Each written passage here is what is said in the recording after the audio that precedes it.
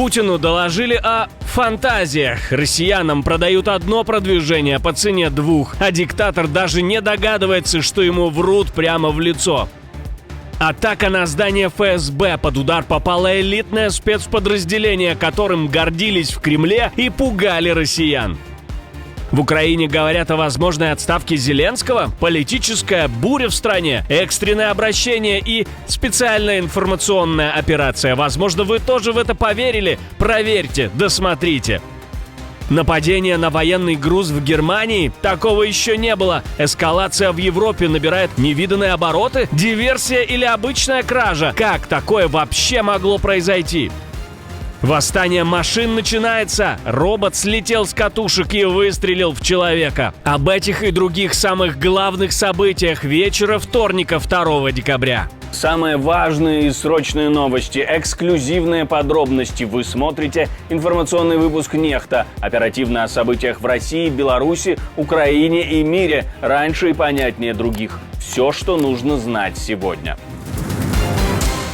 Россияне утверждают, что оккупировали Покровск и Волчанск. Что из этого правда, а что фантазии Герасимова? Россия заявила о крупнейшем продвижении за весь год, но Киев опровергает и говорит, что бои только разгораются. Информационный туман вокруг Покровска и Волчанска стал таким плотным, что уже сложно понять, где заканчивается реальность и начинается политическая игра. Но одно ясно – ставки резко выросли. Кроме того, в рамках создания полосы безопасности в приграничных районах Сумской и Харьковской областей Украины в ноябре под наш контроль на этой территории перешли еще 3 населенных пункта. Это Синельниково, Цегельное и Дворечанское.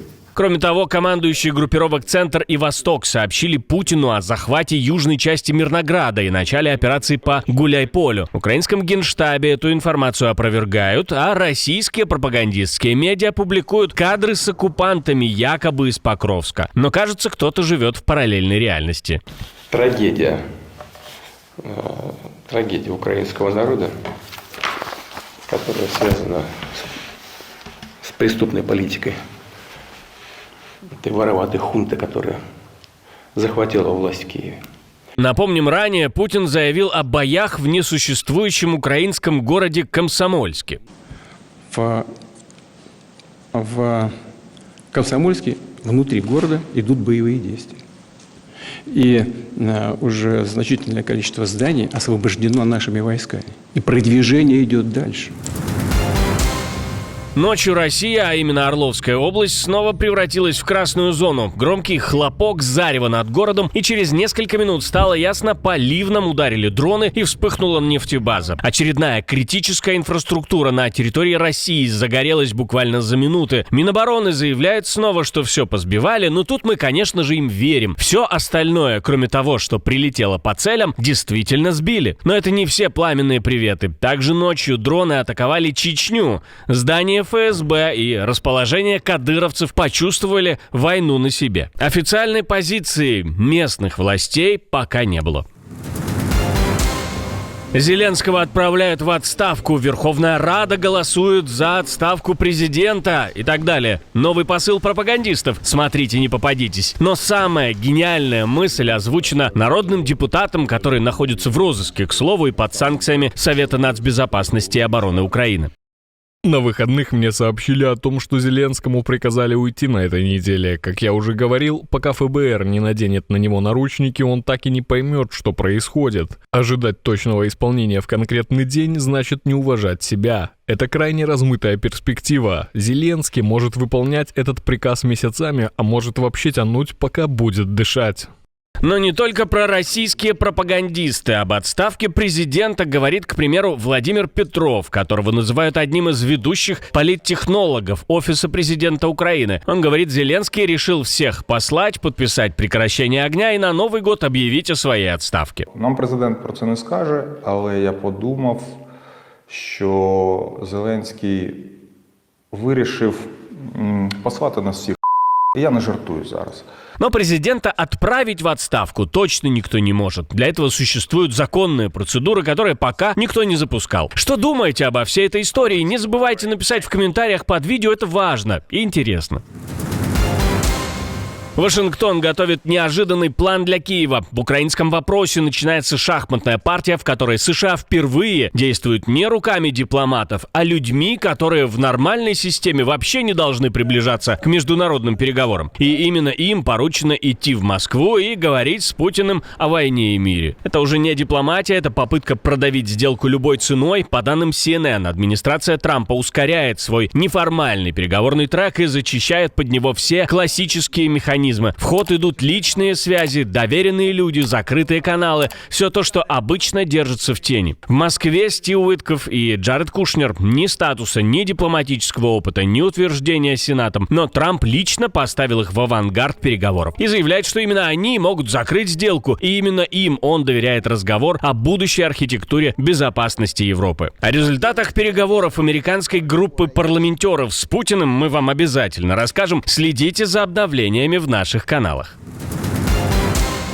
Черное море становится новой зоной войны. Под удар попадают уже обычные торговые маршруты. Атакован еще один танкер, шедший из России в Грузию. Это произошло в 80 милях от берега Турции и фактически на спокойном торговом пути, которым десятилетиями пользовались сотни судов. Теперь даже такие маршруты становятся опасными для российского теневого флота.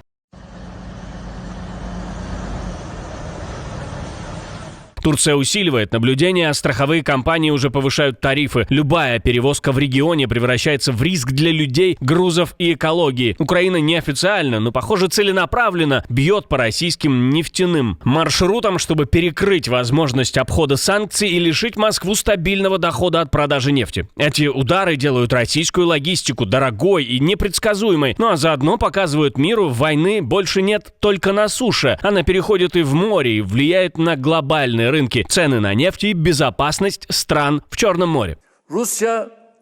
Мы видим, что война между Россией и Украиной дошла до такой точки, что она явно угрожает навигационной безопасности в Черном море. Обстрел коммерческих судов в нашей исключительной экономической зоне является сигналом тревожной эскалации.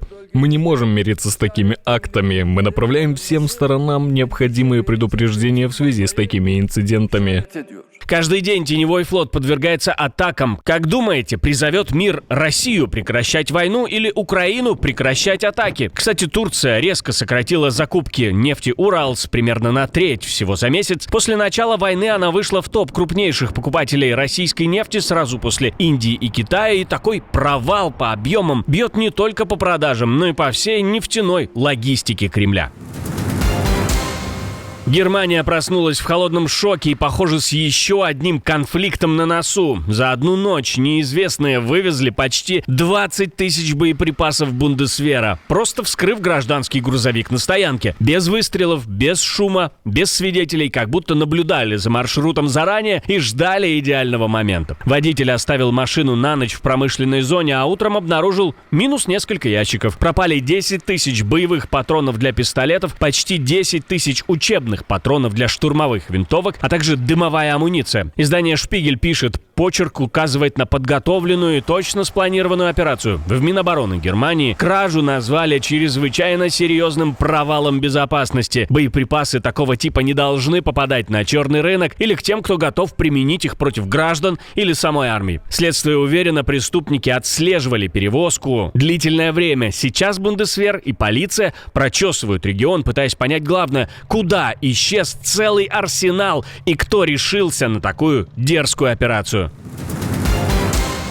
Россиянам прилетел самый дорогой налоговый сюрприз за всю историю, и власти даже не пытаются это маскировать. Страна входит в декабрь с ударом по кошельку, которого многие не ожидали. 305 миллиардов рублей граждане должны отдать государству только за проценты по вкладам. Это не ошибка, это не опечатка, это почти в 3 раза больше по сравнению с прошлым годом, и вылет за пределы плана Минфина на 20%. Фактически государство тихо и аккуратно вытряхивает из населения сверхдоходы, пока люди думают, что депозиты спасают. По данным Федеральной налоговой системы, за 9 месяцев россияне перечислили всего 36 миллиардов, но дедлайн 1 декабря. То есть основная масса платежей свалится в конце года, а тем, кто не успеет, сразу пойдет пеня. Как работает этот налог? Берется весь процентный доход за год, минус сумма вычета, 1 миллион умноженный на максимальную ключевую ставку. В 2024 году, к примеру, максимальная ставка была 21%. То есть налог платится со всего, что превышает 210 110 тысяч рублей дохода. Для сравнения, годом раньше порог был 150 тысяч, ставка ниже. Почему так много? Потому что в 2024 году российские граждане хранили в банках куда больше денег. В 2023 году 42 триллиона рублей, в 2024 почти 53. Минфин уже прогнозирует, что в следующем году налог взлетит до 568 миллиардов рублей. Почти вдвое больше нынешнего рекорда. То есть 25 год — это еще цветочки. Настоящая налоговая мясорубка начнется в 26 году.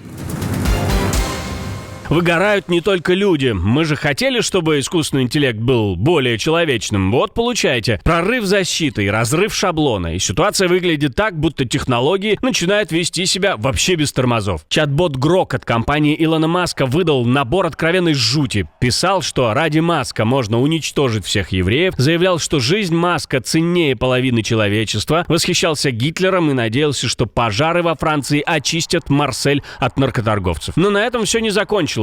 Появилось видео, где блогер сумел обойти защиту робота Uni-3 G1, связанного с ChatGPT. На прямые команды тот не реагировал, но стоило попросить сыграть роль убийцы, как машина подняла оружие и произвела выстрел. Отличное будущее, конечно. Я всегда извиняюсь, если нагрубил чату GPT, а вы? Факт остается фактом. Блогер получил от робота реальное нажатие на спуск после обхода защиты, и это вызвало новую волну паники вокруг автономных систем.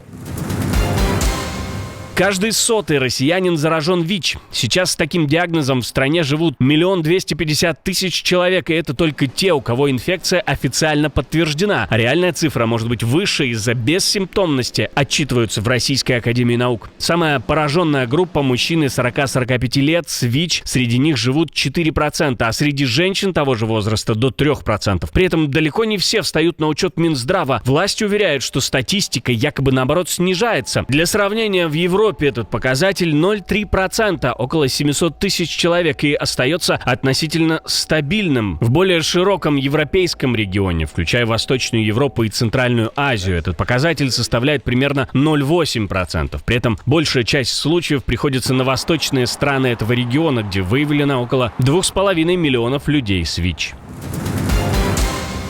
Вы можете больше никогда не увидеть наш контент. Целая армия ботов, троллей и фейков воздействует на алгоритм. Для того, чтобы всегда оставаться на связи, не просто подписывайтесь на канал, выбирайте параметр «Получать все уведомления». Так мы останемся на связи, когда начнется что-то поистине масштабное и значимое. Отдельное спасибо, что досмотрели до конца. Спасибо за ваше доверие. Жду развернутых комментариев, лайков и репостов. Это важно, чтобы нас становилось больше. На этом пока все. До новых встреч и хороших вам новостей.